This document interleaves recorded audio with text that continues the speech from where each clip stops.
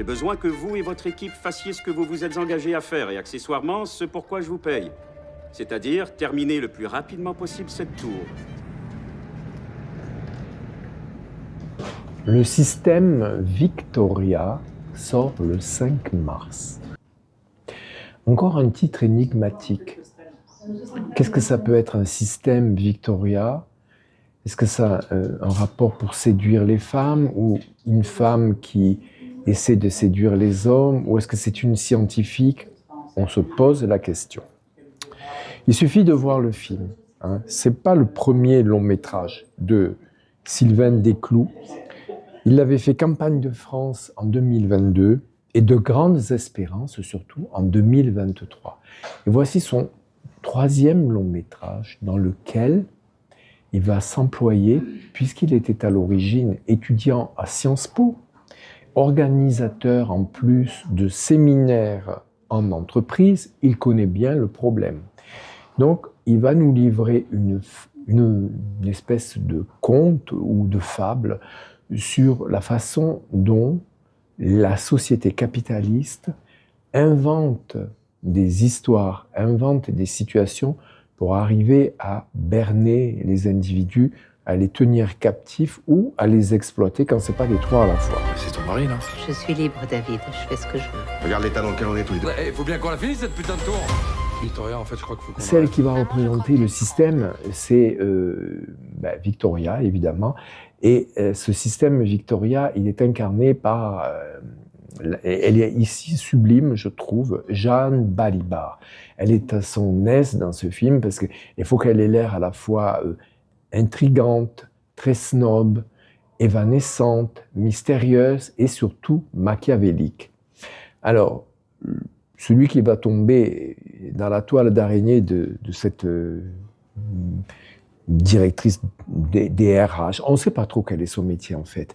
On ne sait pas si elle est dans la banque, dans la finance ou dans la direction des ressources humaines. C'est l'admirable Damien Bonnard et qui là, ici, est sublime. Alors, Damien Bonnard joue le rôle d'un architecte un peu... débordé par l'éducation de sa fille, sa femme avec qui il a des relations un peu, un peu compliquées, on va dire, compliquées, et cette femme mystérieuse qui arrive dans sa vie et avec qui vont se donner des « bonjour monsieur ». Donc, arrive dans la vie de cet homme un peu surmené, donc, qui en plus a la responsabilité de réhabiliter une tour qui a eu beaucoup de,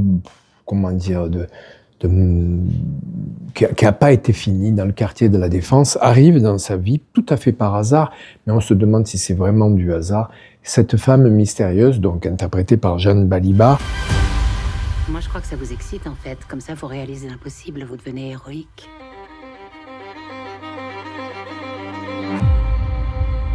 Tout le film est excellent à ce niveau parce que bien sûr, c'est une métaphore sur le capitalisme et l'exploitation de l'homme par la femme ou de la femme par l'homme, mais en même temps, c'est quelque chose d'universel, parce que même si on enlève le contexte sociopolitique, on voit quand même que les relations interhumaines, notamment entre un homme et une femme, quand il s'agit d'amour, on n'arrive jamais à comprendre vraiment quelles sont les motivations de l'un et de l'autre. Donc lui tombe dans le piège, il croit que cette femme l'aime, alors qu'elle est déjà mariée, et que lui aussi de son côté.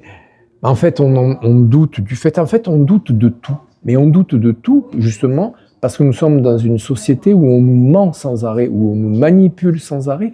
Et donc l'intérêt de ce film, c'est que Sylvain Desclous a transporté le scénario et a fait de ce couple de rencontres, de passages, il a fait le parangon de cette société infernale. Voilà. Donc, je n'en dis pas plus, j'espère que je n'ai pas trop dévoilé le film. En tout cas, je vous conseille de le voir.